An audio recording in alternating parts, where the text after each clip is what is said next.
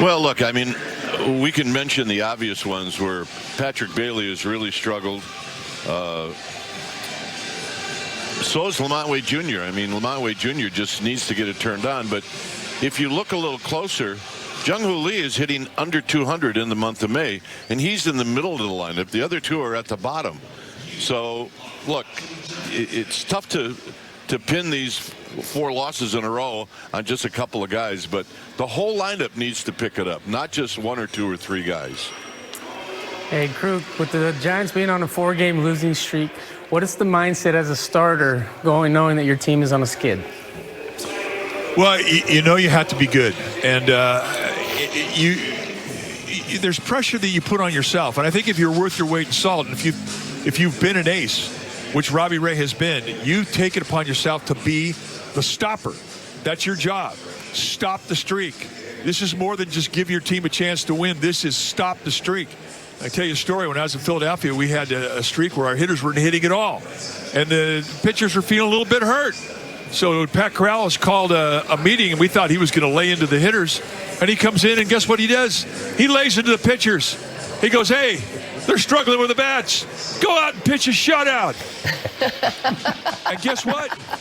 It's a great point. This is the big leagues. When your team's struggling, go out there and throw a shutout. High bar. It is a high bar. Guys, I have a general baseball question for you both. Some big news out of the game came out today. Pete Rose and Shoeless Joe were reinstated from the permanently ineligible list. Do you guys have any comment or thought on that either way? I do, and I think it's about time in regards to Pete Rose. We could talk about this for a long time, but he's been publicly shamed. When we were playing, there was nobody that did more for the game of baseball than Pete Rose. I played with him. I played against him. I love him.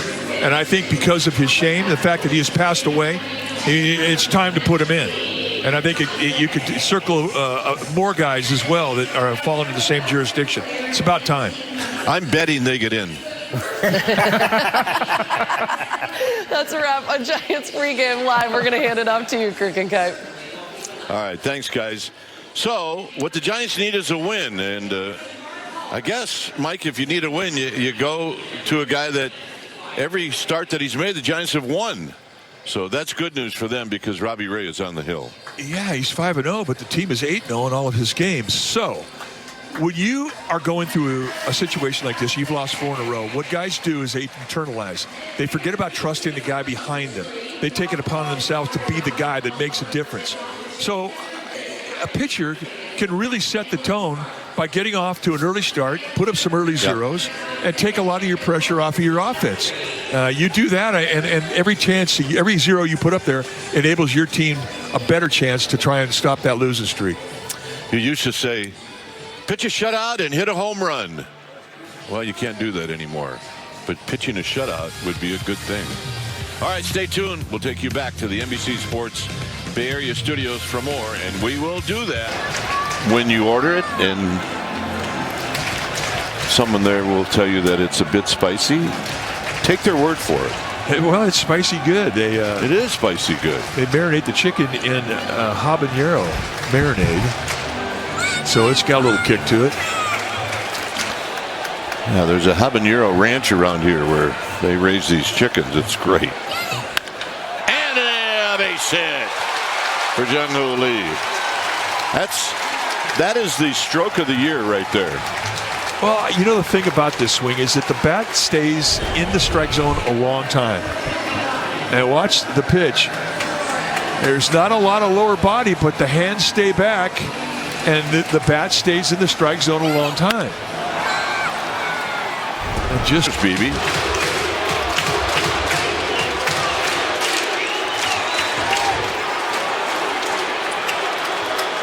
One for 4. That's the numbers for Jung-Hoo Lee in tonight's game. Well, lefty on lefty, you'll see Jung-Hoo Lee go to left field a lot. The best arm in the outfield is in left field with Gurriel.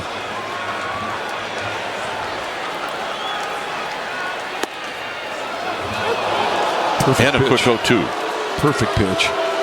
Yastrzemski at second base has good speed, and he's going to get a 2-out jump.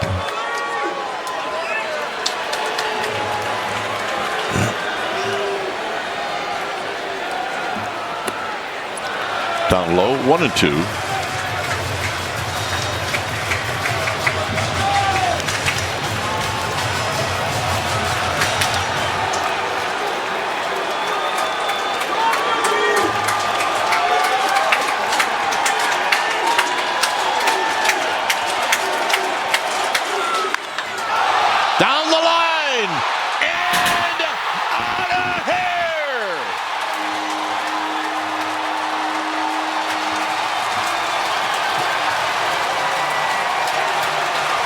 Jung-Hoo Lee, his first home run in this ballpark on Korean Heritage Night.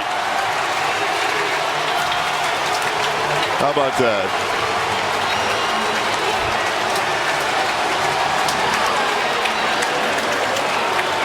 Wow.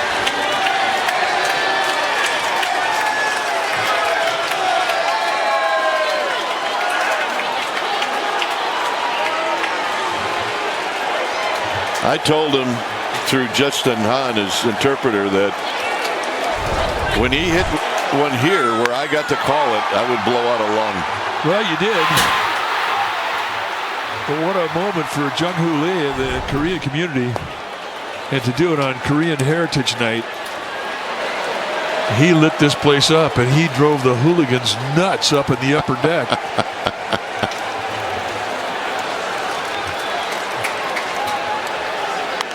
There's a foul out of play. And it gets out of here in a hurry. A great look from the on-deck circle on the third base side.